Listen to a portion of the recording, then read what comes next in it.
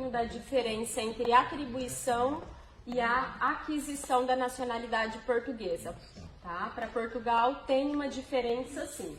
A atribuição, quando nós atribuímos a nacionalidade a alguém, ela é adquirida de forma originária, que é a que permite passar para os seus descendentes. Tá? Então, quem adquire a nacionalidade de forma originária são os filhos e hoje os netos. Tá? A aquisição é a de forma derivada e é a que não permite passar. Tá? Qual que é a diferença? Aí é o casamento e a união estável. E por que tem essa diferença de poder passar e não poder passar? A originária, a atribuição originária, ela retroage à data do seu nascimento. Então, você foi concedida a sua nacionalidade hoje, então a sua nacionalidade retroage desde o momento que você nasceu, tá? E a aquisição derivada, ela só produz efeito a partir do momento que é concedida. Então, foi concedida hoje, a partir de então, você é um cidadão brasileiro e português. Aí agora a gente vai falar um pouquinho de quem tem direito. A gente não vai falar de todos, até porque não dá tempo, mas a gente vai trazer os casos mais comuns, tá bom?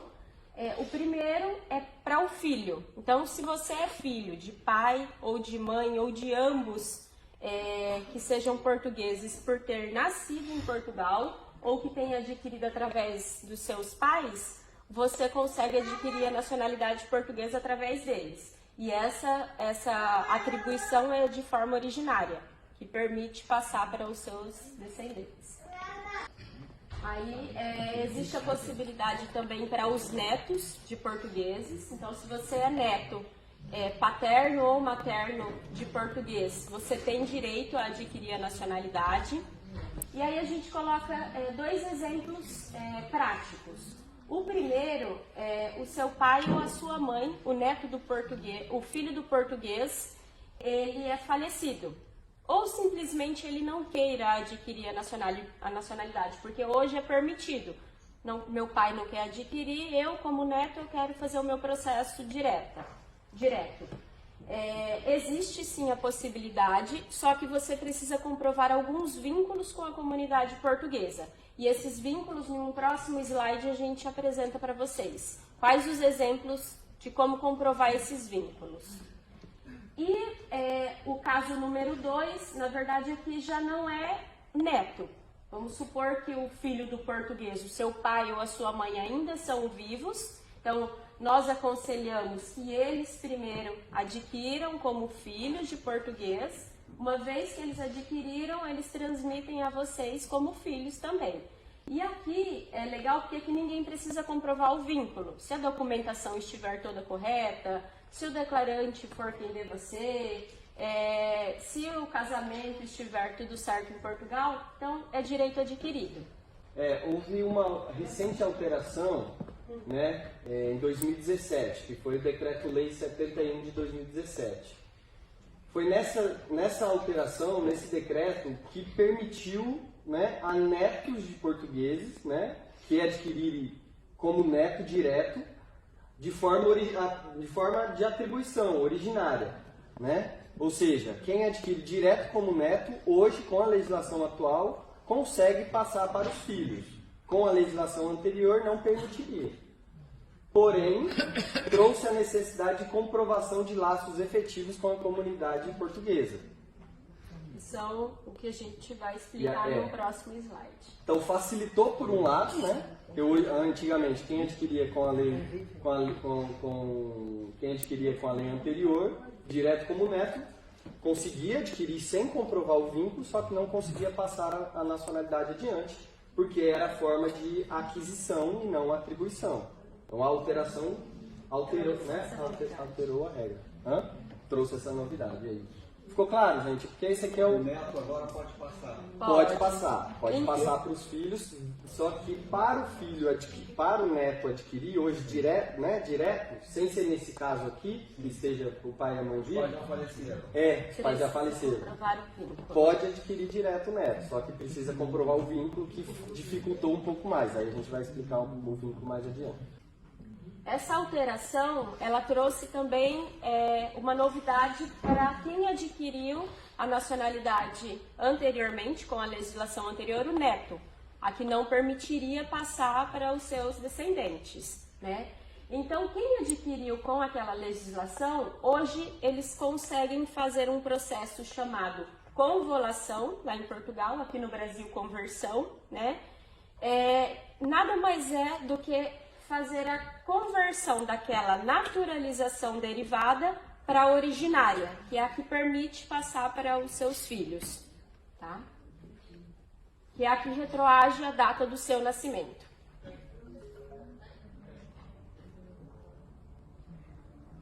Aí muita gente pergunta, mas Ema, o bisneto tem direito a adquirir a nacionalidade portuguesa?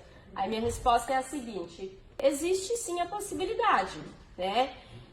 O bisneto direto não pode adquirir, né? Ele pode desde que todos os seus descendentes estejam vivos, né? Então vamos supor que o bisneto, os seus ascendentes, o bisavô tá aqui, aí o filho vivo, o neto vivo e o bisneto. Então vai passando de um para outro até chegar no bisneto. Essa é a possibilidade. Sim, todos vivos, é uma possibilidade. Apenas o português que não necessariamente o português. O português não, mas as outras gerações sim. E aí se um tiver falecido, aí entra no caso de neto, né? Se apenas um tiver falecido, né? Digamos aqui, essa hipótese 1 é todos vivos, né?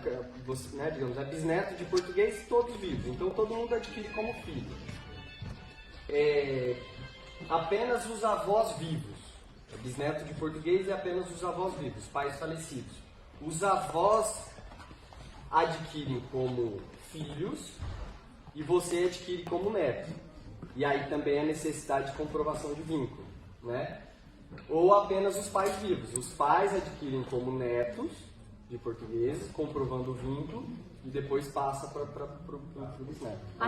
A regra que tem que ter é a seguinte: para você adquirir a nacionalidade, só pode ter uma geração falecida depois do português. Então vamos supor que o seu bisavô é o português, o seu avô é falecido e o seu pai é falecido.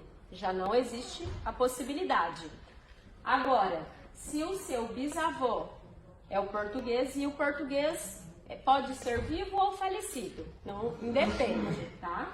Então, o seu bisavô é o português, o seu avô é falecido e o seu pai, o neto do português, é vivo, então seu pai adquire como neto, desde que consiga comprovar um vínculo, e transmite a você como bisneto. Ficou claro? Então, na verdade, porque muita gente fala, mas o bisneto também pode, né? Pode, desde até o tataraneto, né? Pode, desde que não fuja dessa regra, que é não pular 2 gerações, né? Essa é a regra geral para... Porque, por exemplo, só para fazer uma comparação para ficar mais claro, a cidadania italiana, você pode ser tataraneto de italiano e pode estar todo mundo falecido. Se você conseguir as certidões de todos os ascendentes, você consegue a cidadania italiana direto. Já a portuguesa não. Então a regra da portuguesa é a limitação de não pular 2 gerações, digamos, falecidas. Aí a aquisição pelo casamento ou pela união estável, né? Primeiro requisito: ter 3 anos de casamento e esse casamento já estar transcrito em Portugal. O que é transcrição? Transcrição é atualizar o estado civil de um português que tenha se casado fora de Portugal. Então, é uma averbação na certidão de nascimento dele lá em Portugal. Então, 3 anos de casamento e casamento transcrito. O casamento transcrito para quem casou. Para quem vive em união estável, precisa da homologação dessa sentença que decretou a união estável de vocês aqui no Brasil. Então, é uma sentença que é feita lá em Portugal, no Tribunal Português. É uma revisão, uma confirmação dessa sentença. Esse segundo item aqui é exclusivo para as mulheres. Então, para as mulheres que tenham se casado com algum português que tenha adquirido a nacionalidade portuguesa através dos seus pais ou por ter nascido em Portugal, e esse casamento tenha ocorrido antes do dia 3 de outubro de 1981, as mulheres têm direito à nacionalidade e esse direito é adquirido. Não precisa comprovar o vínculo. Basta o casamento ter sido antes de 81, de 3 de outubro, e o casamento está transcrito. Só para as mulheres. Tá? E o de cima, saiu dessa regra, é homem ou a mulher tenha se casado após essa data, tem que ter os 3 anos e comprovar o vínculo sempre. Aí, agora, a comprovação do vínculo, que é o para neto, para união estável, para o casamento a mais de 3 anos. Tá bom? Aqui a gente chega na regra geral para todos os casos que necessitam da comprovação do vínculo, né?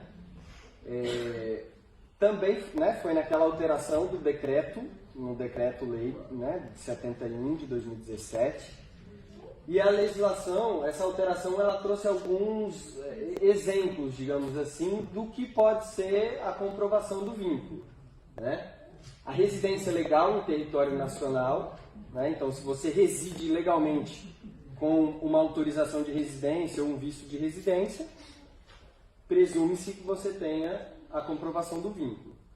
Viagens frequentes a Portugal, viagens frequentes é subjetivo, né? Algumas pessoas podem entender que 5 viagens é frequentes, outras que 50 são frequentes no ano. Sei lá, então é muito subjetivo, vai depender da análise da pessoa que esteja julgando. A propriedade em seu nome há mais de 3 anos ou contrato de arrendamento celebrado há mais de 3 anos relativos a imóveis situados em Portugal.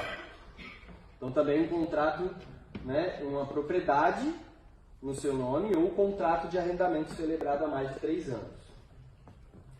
A residência ou ligação a uma comunidade histórica portuguesa no estrangeiro, né? Também é uma forma de comprovação de vínculos.